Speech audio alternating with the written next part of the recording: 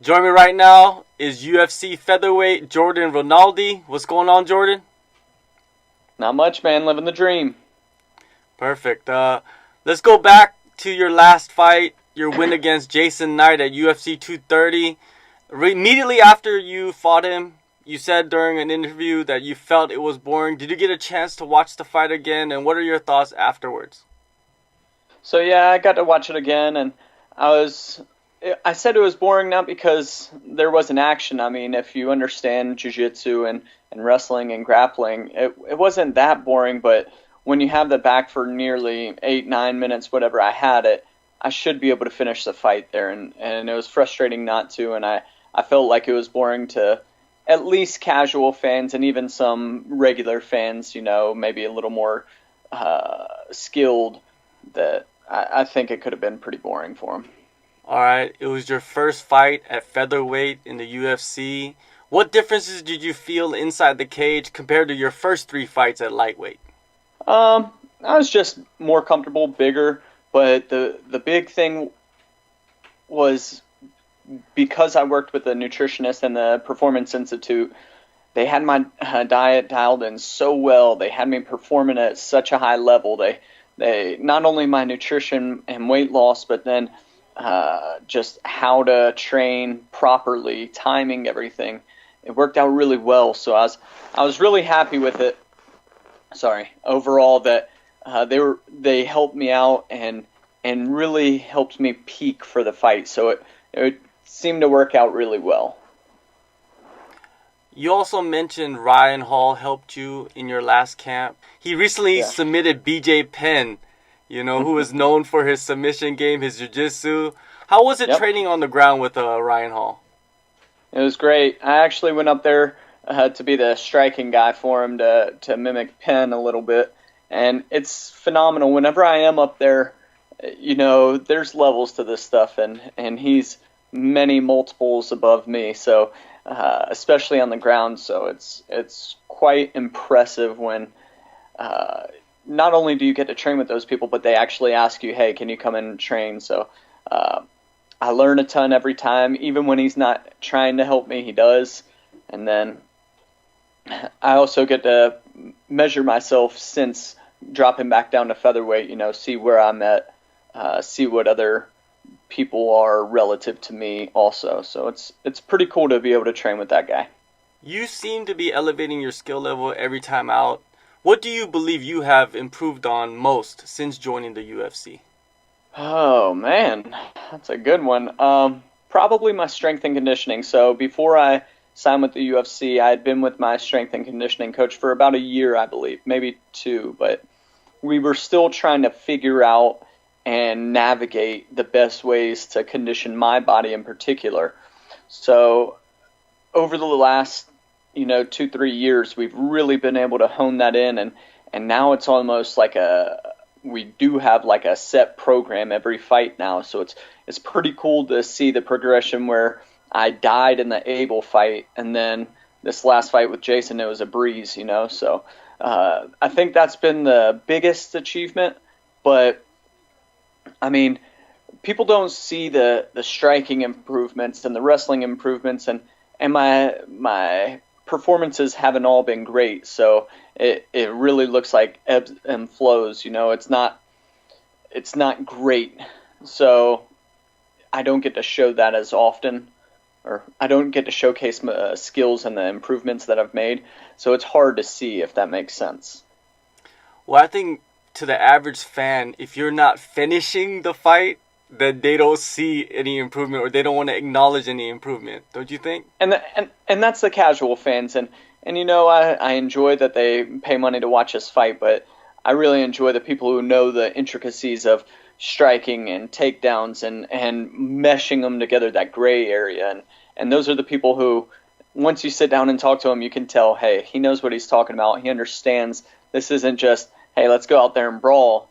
This is an actual art. This is me trying to figure out the best ways to hit and not get hit. So the casual fans, thank you, but I'm here to get better and do better myself. And I am working on those finishes more, and hopefully we'll see one on March 16th.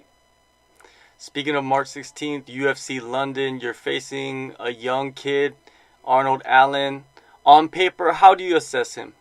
On paper, he's good. He's got good striking. He's tough, great record.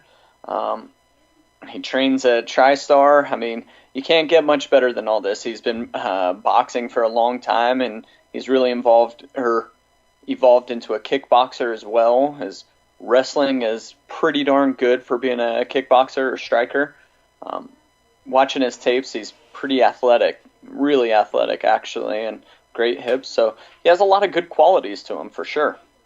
Did you have any hesitation to take this fight since he is prone to injury and pulling out of fights? He hasn't fought very much for how long he's been in the UFC. That's true, and for sure, my wife actually looked him up and saw that he had pulled out from multiple fights and was like, if we're going to invest money to go to England and everything, that's a lot of money because just to fly my 2 extra corners over there, that's a good chunk of change, and to commit to something like this is a big deal. But I mean, all of us go through injuries, and it's unfortunate that he's had so many and has been on the shelf for so long, but you know, he's a young kid. He bounces back well. So I think I was nervous, but we said it was a better risk or better reward to the risk, you know. Inactivity, a lot of people feel that it is a big burden for a fighter at the highest level, in which the UFC is the highest level. Do you feel the same way? Sure, I mean, it's a burden, but it's part of the game, and I'm lucky that I don't have any financial issues. My wife has a great job. She supports me, and what we make or what I make in the UFC is really just bonus. But the inactivity, I mean, I'm getting older. I'm 31. I'll be 32 this year. Time ticks by, and especially in the sport, it goes by quick. So with the amount of money we make and everything, you want to be as busy as possible, and especially with weight cuts and everything, you want to just stay in shape and as busy as possible. So the big thing is, if you win, they'll keep you going. They'll try to turn it around real quick, and I've noticed that generally. But if you lose and go back and forth like I've been doing, I can't expect them to sign me for a fight, a month or two after. It's just not realistic, and I understand their side and my side, and so it's just how the game is, and it's what we have to deal with for now. For this upcoming fight at UFC London, when did you start your camp, and how has camp been going? I think I started at 7 weeks out, so 6 or 7 weeks out, but so I don't know the date, but it's been going great. The best shape of my life by far. Like I said earlier, the conditioning is just fantastic.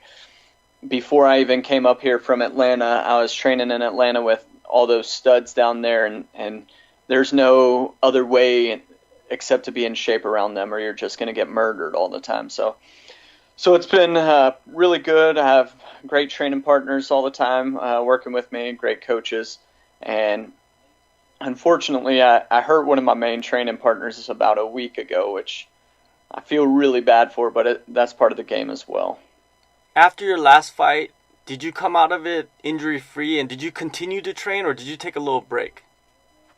I came out injury-free. I mean, I didn't really take anything. He kicked me hard one time in the first round, and it was brutal. But, yeah, I was injury-free, and generally I take about a week off, spend some time with the wife, get a little fat, have some Oreos, and then after that I get right back to it. I mean, I'm a workhorse. I enjoy being in the gym. I want to improve.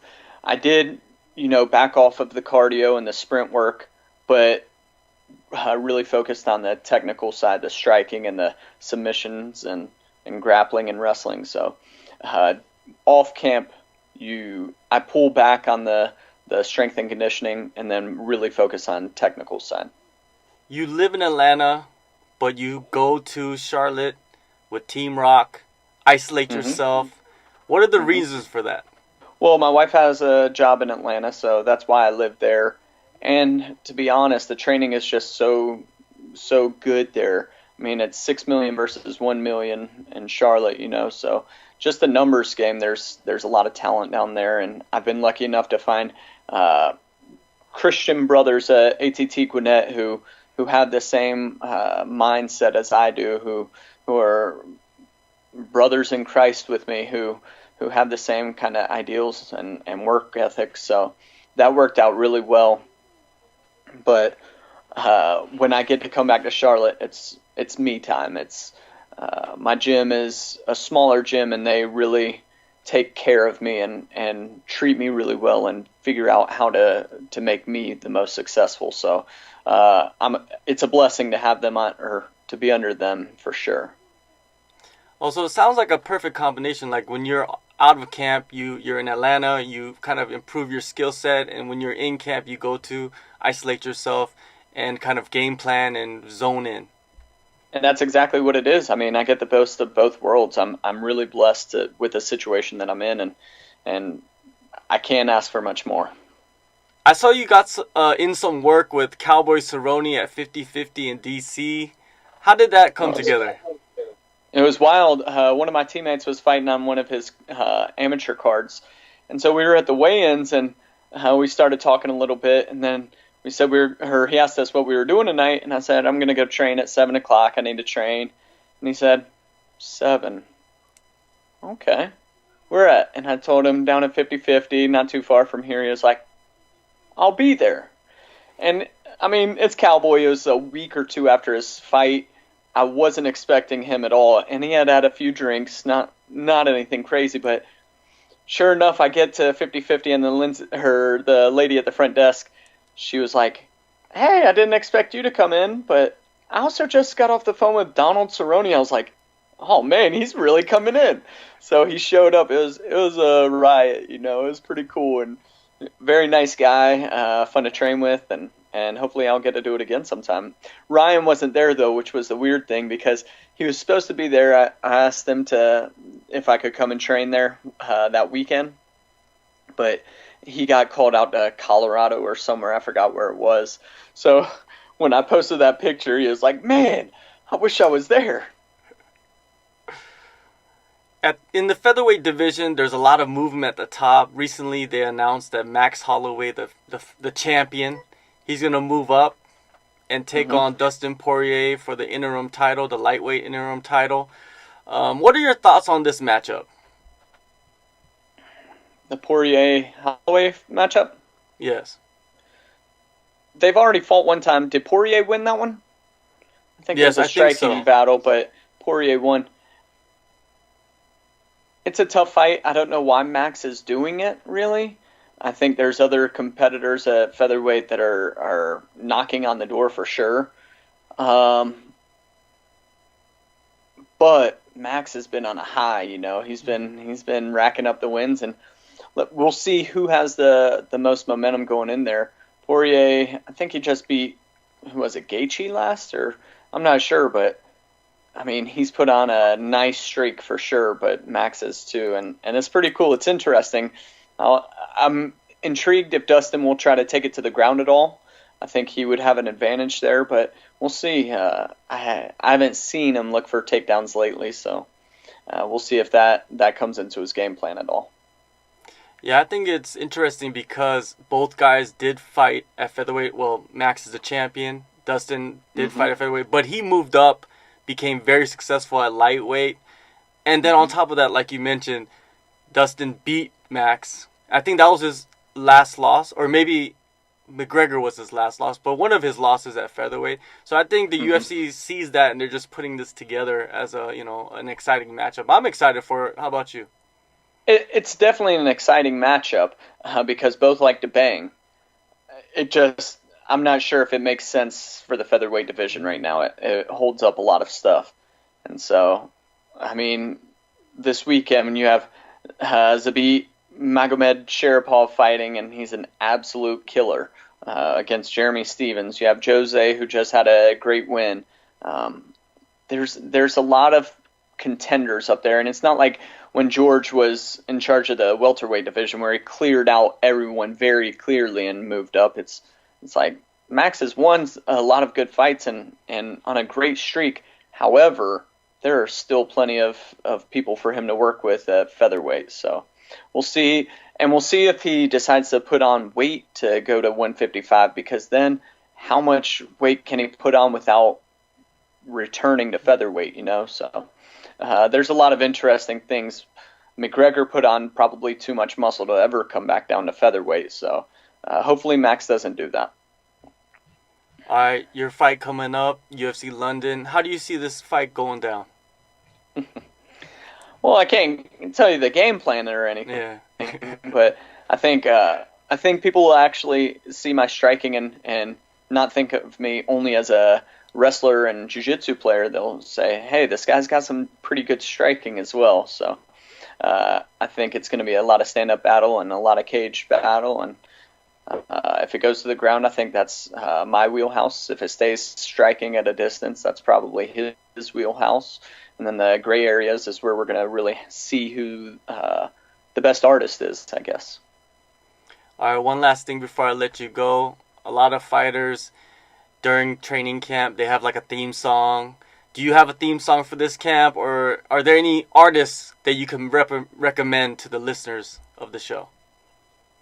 Well, most of the stuff that I listen to is Christian worship music, so I listen to a lot of Jeremy Camp, Lauren Daigle, Need to Breathe, which I'm sure most people don't know who any of these guys are. We Are Messengers. There's just a lot of them, and it's all about this whole fight career isn't about me. It's not about my glory. It's about glorifying him. It's about being able to get on the mic after a fight and say, Jesus is the Lord, and please come to him. He wants to know you, and that's what my whole career is about. And those are the type of songs that really actually get me jacked, even if they're slow. I like the faster ones, but even if they're slow, the message is really clear, and it tells me, hey, this isn't my fighting isn't my identity. It's just an avenue to reach more people for Christ, and that idea just gets me really jacked up. So if any of the listeners want to hear some good Christian stuff, check those guys out. All right. March 16th, UFC London, Jordan Rinaldi continues his featherweight campaign against Arnold Allen. Thank you for your time, Jordan, and good luck to you. Thank you, John. Appreciate it.